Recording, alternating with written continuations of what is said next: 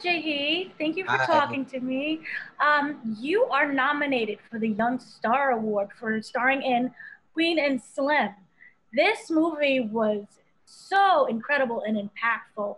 I was wondering, during the whole filming and then looking back on it now, do you have that kind of same impact as, say, the average audience member? I do. I saw the movie 4 times. Mm. And I think mostly because it was just a beautiful film. Like it was really one of my favorite movies of the year. I sneak into theaters. Well, not really sneak in. No one cared that I was there, but I just went. And I really enjoyed. I just enjoyed the movie and just picking up on different things every time I went and saw it. So, yeah, yes, and it does have the same impact on me as other people for sure. Do you feel that it's kind of changed you or kind of your perception of how you view things now? Um, no, I think that overall, I'm just really grateful that I was able to be a part of that movie. Controversial as it may be, I don't really like using that word as it pertains to certain things, but I think overall, I was just really proud that and honored that Melina and Lena that chose me to be a part of that. I remember reading the script and being close to tears and really feeling really being fascinated by Lena's poetry and everything. So yeah, I'm just really honored to be a part of the film for sure. Now, I know you were working also with Charm City Kings. It's coming out soon. The trailer's kind of been out for that. What was that experience like?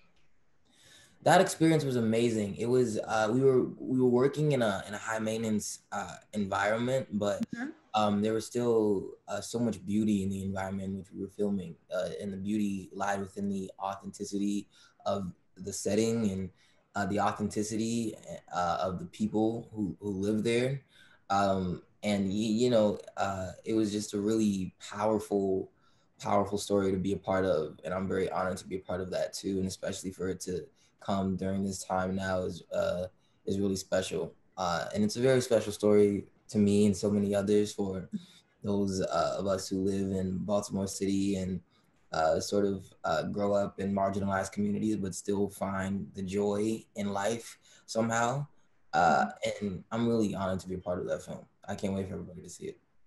Now, you're no stranger to performing as well. You're also a singer. We've seen you and all of the gifts that you're bringing to the stage. Overall, looking back, by being first starting out as a performer and now you're doing movies, how has that transition been for you? Is there kind of like a life lesson that you've learned? I say that the transition was pretty swift and pretty natural. I started on Broadway, so I was already incorporating all of those things, the Mhm. singing and the dancing and the acting, and just my job immediately after Broadway was another job where I had to sing, dance, and act. And so just incorporating different facets and components of myself is really a natural thing. And neither one is more special to me than the other. I sort of value them all the same. And yeah, but the transition was pretty natural and organic for me. So yeah. Right.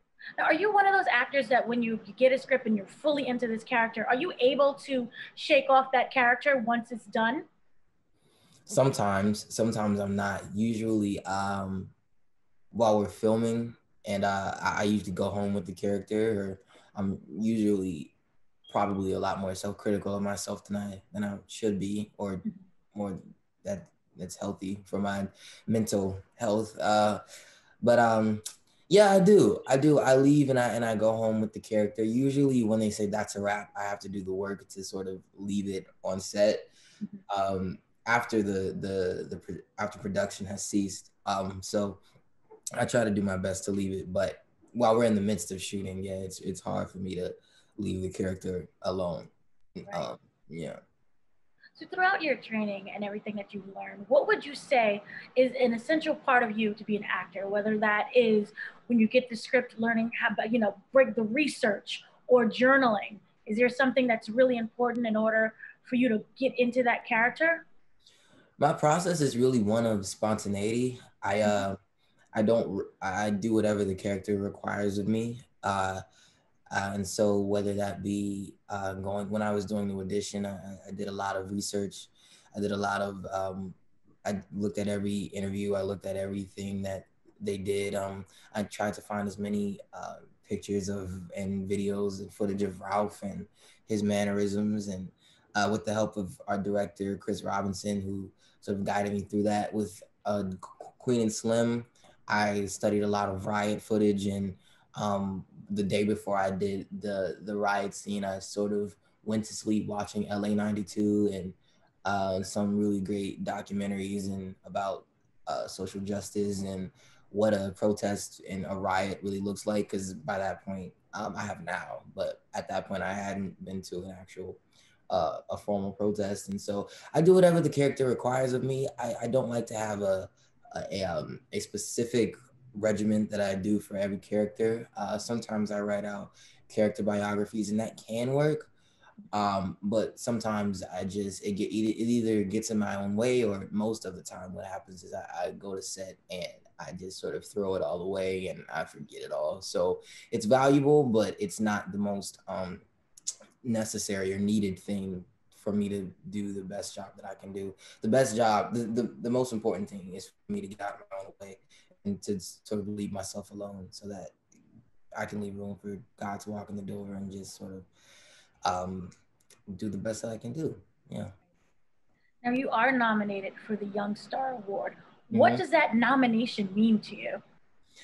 It means so much because BET is sort of my home, and this is my fourth award show with BET. This is my fourth BET award, so to be here in this year specifically, the 20th anniversary, and where we are as a culture and a community right now, is really special to be nominated this year specifically. So I'm really honored, excited, and really blessed to be a part of the BET family. Yeah. Now, when it comes to certain roles or even kind of certain genres in movies, is there a bucket list for you that you really want to accomplish? Yes. I always say the best role that I want to do is the role that I write for myself. I think Hollywood is Hollywood is a system, and it sort of recycles a lot of the same tropes and roles. And I could be waiting forever, waiting for Hollywood to sort of give me a handout. And so a lot of my downtime consists of doing a lot of research and trying to find roles that fit best for me, and writing a lot, and sort of creating that lane for myself and carving out my own path and my own destiny in this industry, in this world.